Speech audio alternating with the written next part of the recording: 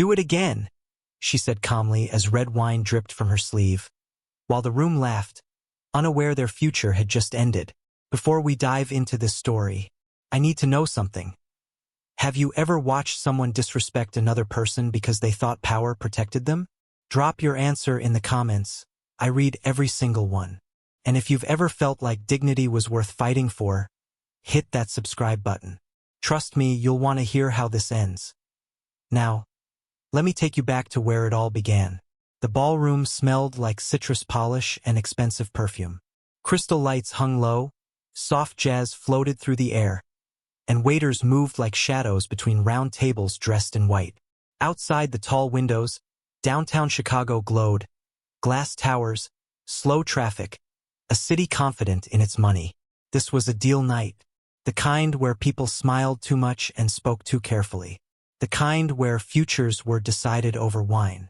Danielle Brooks arrived alone. No entourage, no assistant at her side. Just a navy blue dress, simple heels, and a calm that came from knowing exactly who she was.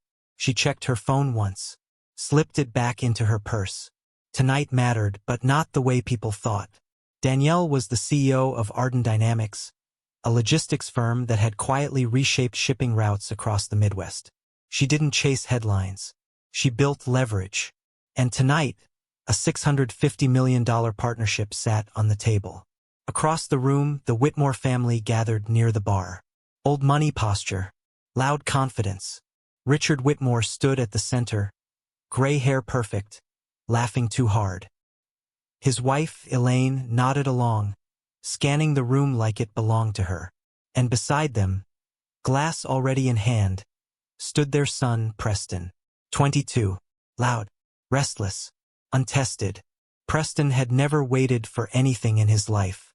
Danielle noticed them before they noticed her. She always did. Years in boardrooms had taught her to read rooms the way others read weather. She saw the way Richard worked the space, the way Elaine whispered opinions into ears that mattered. And she saw Preston. Too loose, too sure. The kind of confidence that hadn't been earned yet.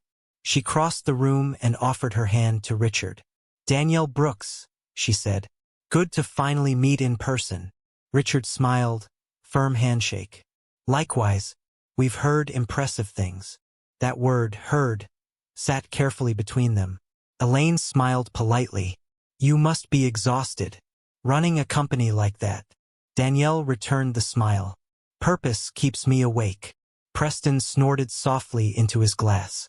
Danielle clocked it, didn't react. They took their seats for dinner. Long table, assigned names. Danielle sat 2 seats from Preston. Close enough to hear him. Close enough to feel the shift when he leaned back too far in his chair. Wine was poured. Plates arrived. The room settled into conversation. Preston talked loudly. About his gap year. About a startup he almost invested in. About how easy business was if you knew the right people. His parents laughed. Encouraged it. Danielle listened quietly. She'd met boys like him before. Men like him too. At some point, Preston turned toward her. So, he said, swirling his glass. You really run the whole thing? Danielle nodded. Yes. He raised an eyebrow. That's impressive. It sounded like disbelief, not admiration. Richard cleared his throat. Preston, why don't you ask Danielle about the Midwest expansion? Preston shrugged. Sure, if she wants. Danielle met his eyes. I'm happy to. She spoke clearly, simply, about infrastructure, about efficiency, about communities. People leaned in. The table grew quieter. Except Preston. He interrupted once. Then again. Finally, he laughed. Wow, he said. You talk like you've been doing this forever. Danielle paused. I have, she replied. Something flickered in his eyes. Challenge. The waiter refilled glasses. Preston lifted his, gesturing as he spoke. And I mean no offense, but this is a lot of responsibility. Pressure like this can be overwhelming. Danielle waited. He smiled. Guess some people just handle it better than expected. Laughter rippled. Not everyone, but enough. Elaine chuckled. covering it with a sip of wine. Preston has no filter. Richard waved it off. Youth. Danielle set her fork down slowly. Youth learns, she said. Her voice was calm. Even. Preston leaned closer. And some people, he added, get lucky. That's when it happened. His hand tipped. Wine spilled. Straight down Danielle's sleeve. Red against navy blue. The table froze for half a second. Then Preston laughed. Oh, my bad, he said. Didn't see your arm there. A few people laughed too. Not loud. Uncomfortable. But no one stopped him. Elaine smiled tightly. Richard said nothing. Danielle looked down at the wine soaking into her dress. Then she looked up. The room waited. This was the moment they thought defined her. How she would react. She stood. Slowly. Picked up her napkin. Pressed it once against her sleeve. Then she looked at Preston. Do it again, she said quietly. The laughter died. Preston blinked. What? Do it again, she repeated. If you think this is funny. Silence. Real silence. Richard cleared his throat. Danielle. She raised a hand. Not sharp. Just final. I'll excuse myself, she said. Enjoy dinner. She walked away. Not rushed. Not shaking. Every step measured. In the hallway outside the ballroom, Danielle stopped. Took a breath. Checked her phone. A single draft email sat unsent. She stared at it. Tonight wasn't over. Not even close. Back inside, Preston laughed nervously. She's dramatic, he said. Elaine nodded. Sensitive. Richard frowned. Let's finish dinner. But something had shifted. A few guests whispered. Eyes followed the hallway. Danielle stepped into the elevator alone. The doors slid shut. Her reflection stared back at her. Wine-stained sleeve, steady eyes. She didn't look angry. She looked decided. Because what they didn't know, what none of them knew, was that the deal everyone was celebrating hadn't been signed yet. And respect wasn't optional. They thought the damage was a stain on her dress. But the Real spill was about to cost them everything. The elevator descended in silence. Danielle watched the numbers drop, her reflection steady in the brushed steel doors. The wine had soaked through the fabric now. A dark bloom at her elbow. She pressed her lips together, not from anger, but from focus. This wasn't about embarrassment. This was about clarity. In the lobby, a security guard nodded as she passed. Outside, Chicago night air cut clean and cold. Traffic hummed. A siren wailed somewhere far off. She paused beneath the awning and pulled out her phone. No shaking hands. No second guessing. Just facts. Danielle typed, deleted, typed again. She didn't send the email yet. Not because she wasn't ready, but because timing mattered. Leverage was about precision, not speed. She slipped the phone away and hailed a ride. Back upstairs, the ballroom tried to recover. Waiters refilled glasses. Jazz resumed. Conversation picked up in forced fragments. Preston leaned back in his chair, laughing too loudly. Relax. She'll cool off. Elaine smiled thinly. She shouldn't take things so personally. Richard didn't laugh. He stared at the doorway Danielle had walked through.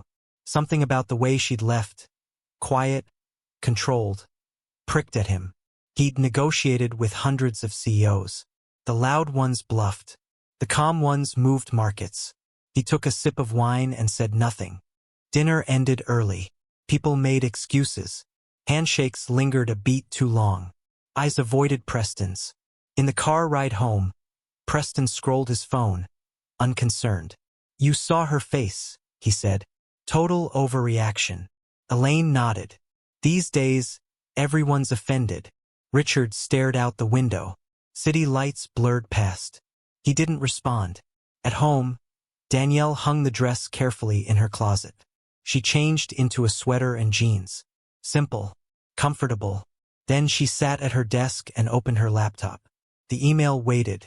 Subject: partnership status, immediate review. She read it once more. Clear, professional, final. She attached the updated terms. Terms the Whitmores hadn't seen yet. Terms that accounted for conduct clauses and Executive representation standards. She hit send. The collision wasn't loud. It arrived as a vibration. Richard's phone buzzed on the kitchen counter the next morning. He frowned at the subject line and opened it. He read it once, then again. Elaine noticed his face. "What is it?" He didn't answer. He kept reading. The words were precise. Unemotional. Unforgiving. Ardent Dynamics is pausing all negotiations effective immediately. Recent events have raised concerns regarding corporate culture alignment. We will reassess after internal review. Richard's stomach dropped. "This is ridiculous," Elaine said after he showed her. "Over a spill?" Richard shook his head slowly. "No, over what it meant." Preston wandered in, grabbing cereal. "What's up?" Richard looked at him. Really looked. "What happened last night?" he asked. Preston shrugged. "Nothing." Elaine cut in. "He made a joke. She took it wrong." Richard's jaw tightened. "Did you pour wine on her?" Preston scoffed. "It slipped." "Did it?" Richard asked. Silence. By noon, the calls started. Lawyers, advisors, board members. No one yelled. They didn't have to. The number, $650 million, hung over every conversation like a storm cloud. Richard sat in his office, staring at the skyline, and felt something unfamiliar. Loss of control. Danielle spent the day in meetings. Not defensive ones. Strategic ones. Her team listened as she explained the pause. No raised voices. No drama. Just standards. "Are we walking away?" her COO asked. Danielle shook her head. "We're choosing." That mattered. Late afternoon, Richard's assistant finally got through. "Ms. Brooks is unavailable," she said politely. "She'll review correspondence." Richard hung up, frustration tightening his chest. For the first time, he wondered if he'd misjudged the balance of power. That evening, Danielle sat on her couch with her laptop closed. She didn't need it open. She thought about the room, the laughter, the silence that followed. If you've ever watched people excuse harm because it was convenient, if you've ever felt the weight of deciding whether to let it pass or draw a line, you know this moment. Staying with a story like this isn't passive. It's a choice to believe accountability matters, even when it's uncomfortable. Her phone buzzed. A new email. From Richard. He apologized. Carefully. Formally. Without naming his son. Danielle read it once. She didn't reply. Another email arrived an hour later. This one shorter. More direct. "I failed to address what happened. That's on me." She paused. Progress didn't always sound pretty. Across town, Preston sat in his room, scrolling through comments about the gala. Someone had posted a blurry photo. Speculation buzzed. "People are overreacting," he muttered. Elaine knocked softly. "Your father's upset." Preston rolled his eyes. "About what?" That deal was basically done. Elaine hesitated. "It isn't anymore." That landed. The next morning, Danielle returned to the office. Sunlight filled the lobby. Employees nodded as she passed. Respect here wasn't performative. It was built. She stepped into her office and finally replied. "We can talk. Tomorrow. 9 a.m. In person." Richard read the email twice. Relief flickered, then fear. This wouldn't be a negotiation. It would be a reckoning. Danielle closed her laptop and looked out over the city. She wasn't angry anymore. She was ready. They believed an apology would smooth everything over, but denial was about to cost them far more than a deal. The meeting was set for 9. By 8:30, Richard Whitmore was already seated in the conference room overlooking Lake Michigan. His jacket was buttoned. His phone lay face down on the table.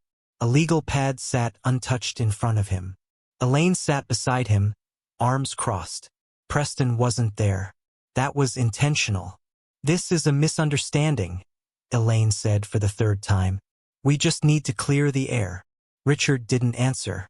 He watched boats cut slow lines across the water and thought about how quickly certainty could sink. At exactly 9, the door opened. Danielle walked in alone. No raised chin and no tight smile. Just presence. She nodded once and took the seat across from them. "Thank you for coming," Richard said. Of course, Danielle replied. Time matters. They exchanged small talk. Weather, traffic, the view. Denial often starts with comfort. Elaine leaned forward first. We want to say how unfortunate the incident was. Incident. Danielle waited. Elaine continued. Preston didn't intend any disrespect. He's young, still learning. Danielle met her eyes. Learning requires correction. Richard cleared his throat.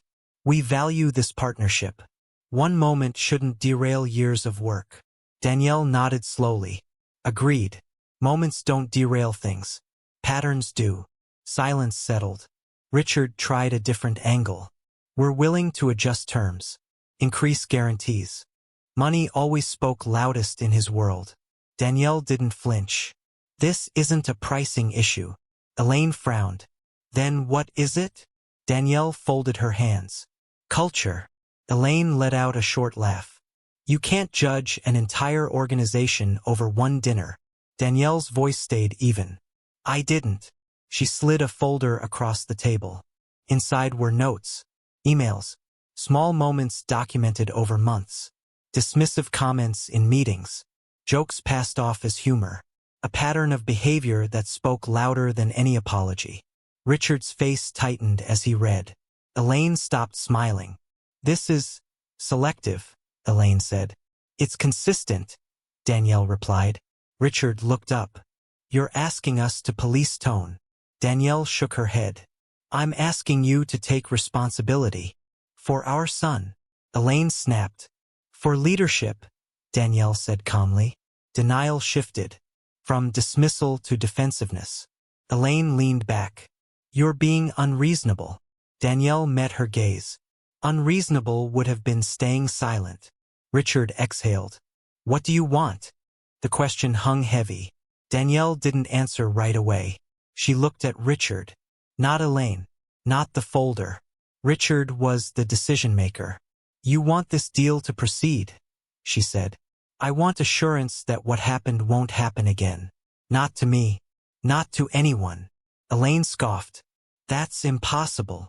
Danielle nodded. Then so is this partnership. Richard felt the room tilt. He'd assumed this meeting was damage control. It wasn't. It was a test. We've apologized, Elaine said sharply. Danielle looked at her. You've explained. Those aren't the same. Elaine flushed. What more do you want? Public humiliation. Danielle's voice stayed soft. Accountability. Richard spoke again. Slower now. What does that look like to you? Danielle didn't hesitate. Training. Clear consequences. And distance. Elaine's eyes widened. From our son. Yes, Danielle said. The word landed like glass. That's outrageous, Elaine snapped. He made a mistake. Danielle nodded. So did you.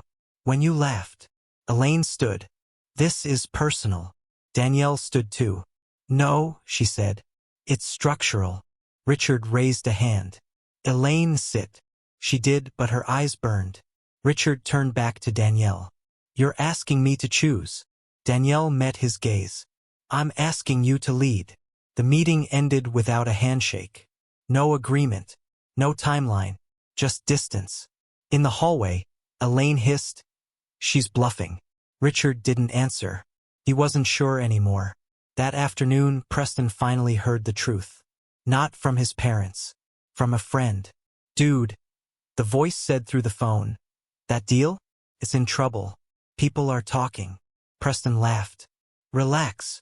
But his laugh sounded thinner this time. Danielle returned to her office and closed the door. She leaned back in her chair and stared at the ceiling. Denial was powerful. Kept people comfortable. It let them pretend nothing had to change. But it never lasted. Her phone buzzed again. Another email from Richard. Short. We need more time. Danielle read it once. She didn't reply. Outside, the city moved on. Buses hissed. Pedestrians crossed streets. Life stayed loud and ordinary. Inside, lines had been drawn. If you've ever watched someone refuse to see the harm they caused, if you've ever realized that speaking up meant risking everything, you know this stage. Denial feels safer than truth. Until it isn't. That evening, Danielle drafted one more message. Not to Richard, to her board. 3 sentences. Clear. Decisive. She hit send. Pride is a liar. And theirs was about to cost them everything. Have you ever watched someone deny the truth just to protect their pride? Tell me what it cost them. They would be forced into the same room again. But this time, there would be no space left to hide. They didn't plan to meet again so soon. Circumstances forced it. 2 days after the failed meeting, a national logistics summit kicked off in New York City. Midtown. Glass towers. Security badges and tight schedules. Arden Dynamics was a keynote sponsor. So was Whitmore Holdings. Danielle saw their name on the program and felt a familiar tightening in her chest. Not fear, just awareness. There would be no avoiding each other now. The conference floor buzzed with motion. Executives clustered near coffee stations. Assistants whispered into headsets. Screens flashed charts and forecasts. Danielle moved through it calmly, greeting partners, shaking hands, answering questions with her usual precision. She didn't look for the Whitmores. She didn't need to.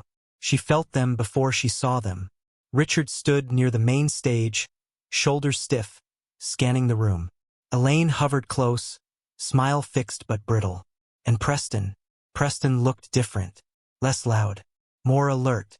He noticed Danielle at the same time she noticed him. Their eyes met. He looked away first. The keynote ran long. Applause echoed through the hall as Danielle stepped down from the stage, composed, unhurried. Her message had been clear: growth without accountability was a liability. The crowd responded. People always did when truth was delivered cleanly. Backstage, a coordinator approached her. Ms. Brooks, the networking lounge is full. We'll need you there in 5. Danielle nodded. She turned the corner and nearly walked straight into Elaine. They stopped inches apart. No buffer. No exit. Forced proximity has a way of stripping away pretense. Oh, Elaine said, startled. Then quickly, Danielle. Elaine, Danielle replied.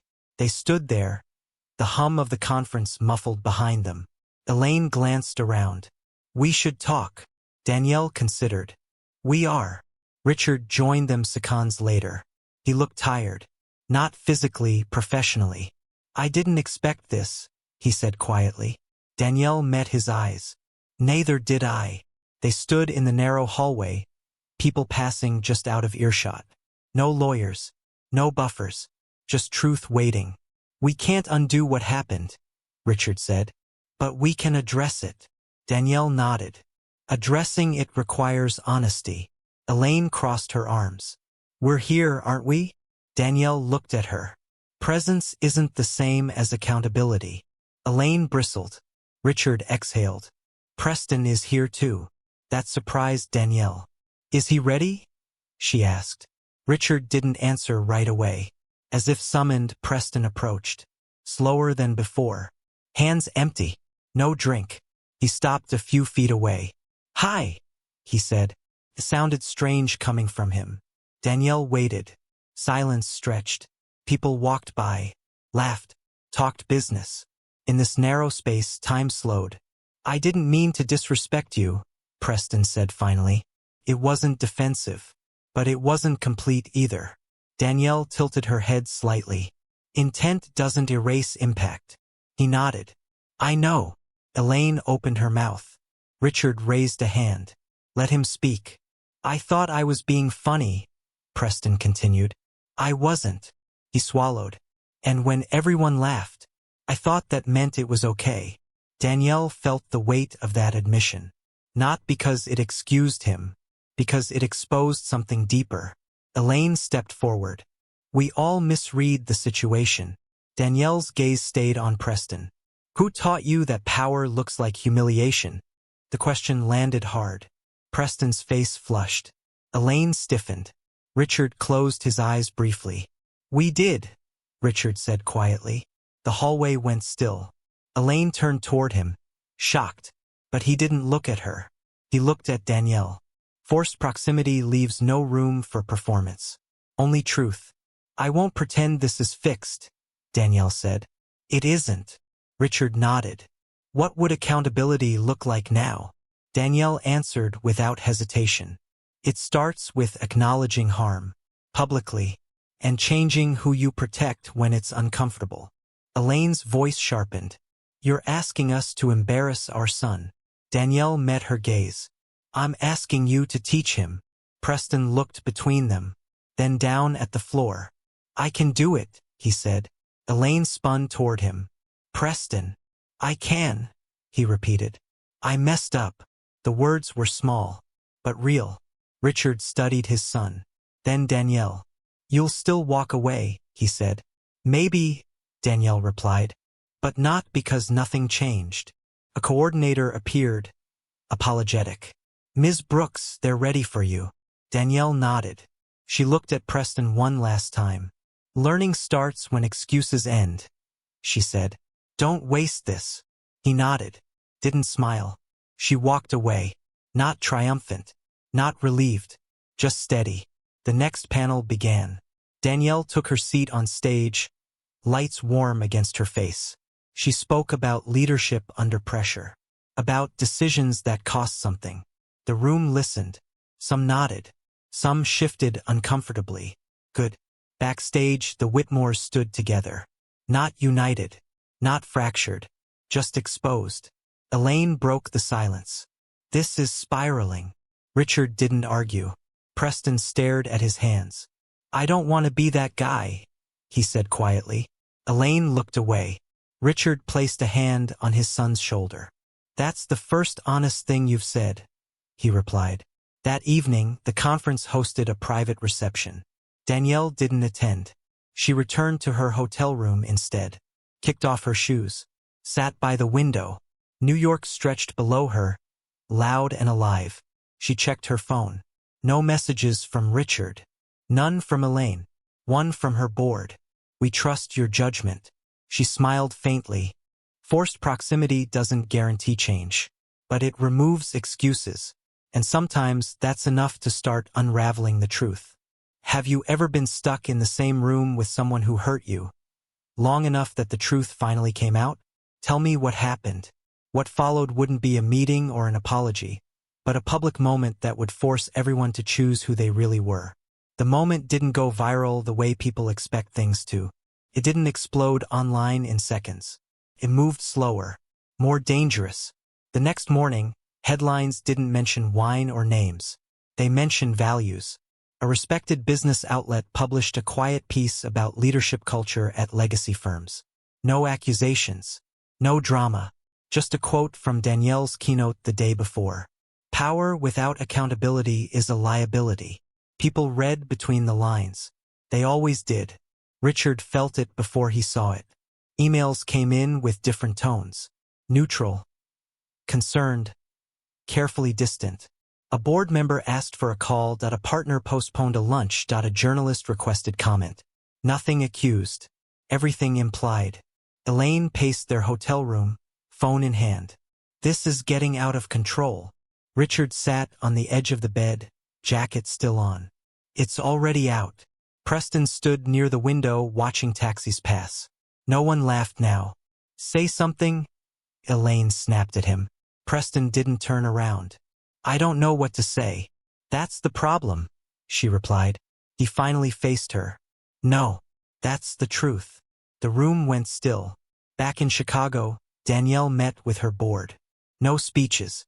No emotions. Just facts. She laid out the timeline. The incident. The responses. The pattern. When she finished, no one rushed to speak. That silence mattered. One board member finally nodded. You did the right thing. Another added, this was never just about a deal. Danielle exhaled slowly. She hadn't needed approval, but it helped. That afternoon, Richard requested one last meeting. No lawyers, no advisors, just him.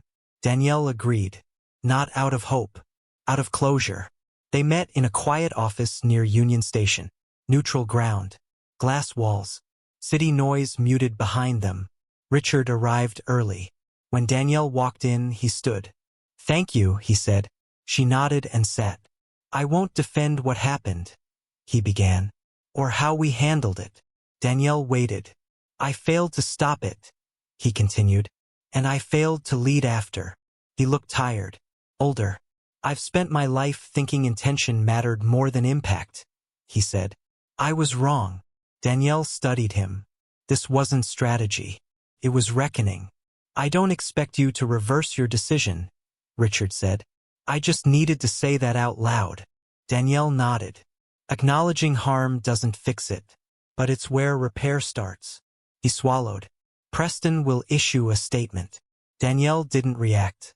He'll step back from public roles, Richard added. Effective immediately. That surprised her. Elaine wasn't mentioned. Danielle noticed. Richard leaned forward. This deal may never happen. I understand that now. Danielle met his gaze. Some costs aren't negotiable. He nodded. I hope, he said quietly, that this changes us.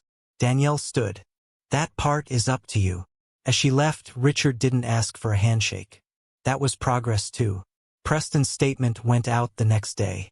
Short, unpolished, no excuses. I disrespected someone because I thought power protected me. It doesn't. I'm stepping back to learn. Comments were mixed. Support, anger, skepticism. But it was real. Elaine didn't speak publicly. She didn't have to. Her silence said enough. That night, Danielle sat alone on her balcony. Chicago lights flickered below. She thought about how close this had been to going differently. How easy it would have been to let it slide. If you've ever been tempted to stay quiet just to keep things smooth, if you've ever known speaking up would cost you something, you understand this moment. Staying connected to stories like this isn't casual. It's choosing to believe dignity matters, even when silence would be easier. Her phone buzzed. A message from her COO. New partners are circling. She smiled. Not because she'd won, because she hadn't bent. Across town, Preston packed his things. No parties, no headlines, just boxes. He paused at his desk and stared at his reflection. For the first time, he didn't recognize who he'd been. That hurt. It should. The unraveling didn't destroy everyone, but it stripped them, and what remained would decide what came next. Danielle went inside and closed the door. Tomorrow she would move forward. But tonight, she let herself feel it. The weight, the cost, the quiet strength of choosing herself. The truth has a way of finding light, especially when people stop running from it. What came next wouldn't be public or professional, but personal, and it would push everyone to the edge of what they could lose. The fallout didn't come all at once. It arrived in pieces. Danielle noticed it first in the quiet moments. A pause before meetings started. A hesitation in voices that used to sound sure. Partners choosing words more carefully than before. Respect often follows risk, but so does isolation. One evening, she stayed late at the office. Most lights were off. The city hummed outside. A train horn echoed somewhere south of the river. She stared at a spreadsheet and realized she hadn't absorbed a single number. Her phone buzzed. Unknown number. She hesitated, then answered. Ms. Brooks, a woman's voice said. Tight, controlled. This is Elaine Whitmore. Danielle closed her eyes. Go ahead, she replied. I won't take much of your time, Elaine said. I just need you to understand what you've done. Danielle stayed silent. You humiliated my family, Elaine continued. You put a target on my son's back. Danielle's voice was steady. Your son poured wine on me. That's not the point, Elaine snapped. There it was. The point, Danielle said quietly, is that you laughed. Silence cracked open on the other end. You didn't have to go this far, Elaine said. You could have handled this privately. Danielle looked out at the dark river below her office window. I tried. You wanted power, Elaine accused. Danielle shook her head. I wanted accountability. Elaine's voice softened. Not with remorse, but fear. Do you know what this is costing us? Danielle replied, yes. And you don't care? I care, Danielle said.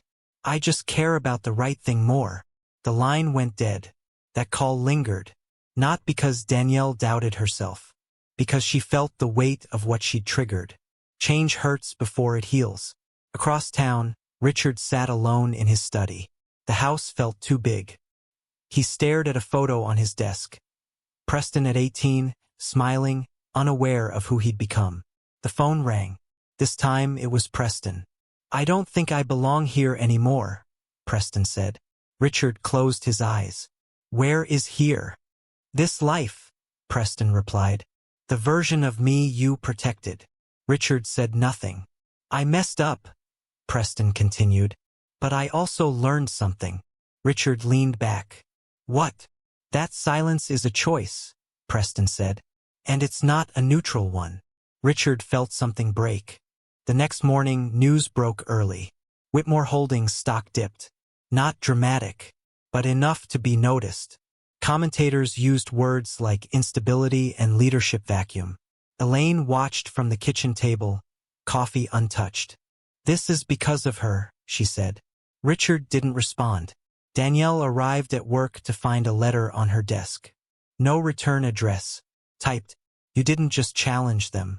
You challenged all of us who stay quiet to survive. Thank you." Her hands trembled. Just a little. That afternoon, a longtime partner called. Voice low, apologetic. "We're stepping back," he said. "Temporarily." Danielle understood what that meant. Sometimes support fades when pressure rises. She hung up and sat still. This was the breaking point. Not betrayal. Not collapse. The quiet moment where you ask yourself if standing firm is worth standing alone. She left work early and walked along the lake. Cold wind. Gray water. Joggers passing with headphones in. Normal life moving forward. She stopped at the railing and watched waves hit concrete. She thought about how easy it would have been to smile that night. To let it go. To keep the deal. She would have been richer. But smaller. Her phone buzzed again. A text from Richard. "Preston is entering a leadership program outside the company. On his own. I didn't push him." Danielle stared at the screen. This wasn't reconciliation. It wasn't forgiveness. But it was movement. Still, the cost remained. Deals lost. Allies distant. Late nights alone. Sometimes doing the right thing feels like losing everything. As the sun dipped low, Danielle turned back toward the city. She didn't know how this would end. Only that she couldn't undo what she'd done. And she wouldn't. If you've ever lost someone or something because you refuse to shrink, you know this pain. The moment when courage feels like punishment. Have you ever lost something important because you chose to stand your ground? Comment below. But loss doesn't always mean the end. Sometimes it's the doorway to who you're finally ready to become. Change didn't arrive with applause. It arrived quietly. Danielle woke before her alarm for the first time in weeks. No tight chest, no racing thoughts. Just stillness. She sat at the edge of her bed and realized something had shifted. Not around her, but inside. She wasn't waiting anymore. At the office, the atmosphere felt different. Fewer whispers. More direct eye contact. People didn't tiptoe around her name now, they leaned toward it. One junior manager stopped her near the elevators. "I just wanted to say," the woman said, voice low. "Watching you, it mattered." Danielle nodded. "Thank you for telling me." That was enough. Across the city, Richard Whitmore made a decision he'd been avoiding. He called an emergency board meeting. No agenda padding. No soft language. Just truth. "I protected the wrong things," he said to the room. "And it cost us credibility." Some shifted uncomfortably. Others nodded. "We're restructuring leadership responsibilities," Richard continued. "Starting with my own authority." That landed hard. Elaine wasn't there. That too was a choice. Preston watched the meeting via a muted livestream from a rented apartment in Evanston. No view. No luxury. Just a desk, a notebook, and a long list of things he needed to unlearn. He shut the laptop and stared at the wall. For the first time, no one was rescuing him. And for the first time, that felt right. Back at Arden Dynamics, Danielle faced her own reckoning. A new partnership offer sat open on her screen. Smaller numbers. Stronger values. It would mean slower growth. More scrutiny. Less safety. She leaned back and closed her eyes. This was the cost of alignment. For nearly 3 minutes, there was no dialogue. Just movement. Danielle walking to the window, traffic flowing below, her reflection in the glass. Steady, tired, unbroken. She thought about her mother teaching her to stand tall even when it hurt, about the dinner table years ago, about the moment wine hit fabric and silence followed. She breathed in, then clicked accept. That afternoon, news broke quietly. Whitmore Holdings announced internal reforms. No names dragged. No blame shifted. Just responsibility claimed. Markets responded cautiously. People always did. Danielle didn't comment publicly. She didn't need to. Her work spoke now. Later that evening, her phone buzzed. A message from an unfamiliar number. "This is Preston. I don't expect a reply. I just wanted to say, I'm sorry, and I'm trying to do better." Danielle read it once. Then again. She didn't respond. Not yet. Growth doesn't demand forgiveness on a schedule. If you're honest with yourself, you know this moment. The one where everything is stripped back, and you're left with a choice. Return to who you were or step into who you're becoming. Do you think people can really change when it matters most? Drop your thoughts below. That night, Danielle walked home instead of taking a car. Chicago air was cool. Streets familiar. She passed a restaurant window and caught her reflection again. This time she smiled. Small, certain. Change had cost her comfort, but it gave her clarity. And that was something no deal could buy.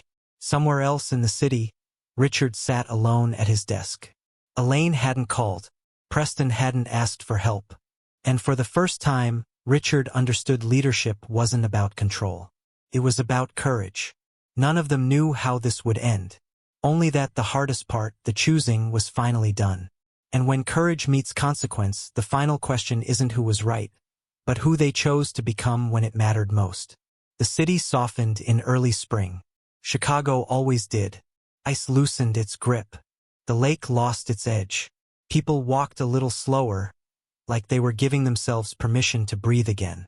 Danielle noticed it on a Tuesday morning. Sunlight filled her office instead of bouncing off gray clouds. A small thing, but real.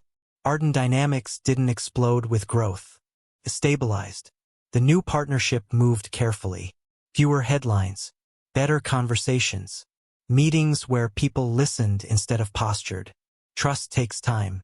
Danielle was willing to give it that. One afternoon, she spoke at a leadership forum in Milwaukee. No stage drama. No applause chasing. Just a room of professionals and one simple message. Respect isn't about being polite, she said. It's about how you treat people when no one forces you to. Someone in the back wiped their eyes. Danielle pretended not to notice. Afterward, she checked her phone. One new message. Preston, I finished my first month. It's uncomfortable. I think that means it's working. Danielle stared at the screen, then typed back. Growth usually is. Keep going. She set the phone down and felt something loosen in her chest. Not forgiveness, but peace. Across the city, Whitmore Holdings looked different. Quieter. More deliberate. Richard spent less time in boardrooms and more time listening. He turned down a deal that felt wrong. That shocked people. But it felt right. Elaine remained distant. Some lessons take longer. Some people choose not to learn them. One evening, Danielle stood on her balcony again. Same view, same city, different weight. She thought about that dinner, the sound of laughter, the sting of humiliation.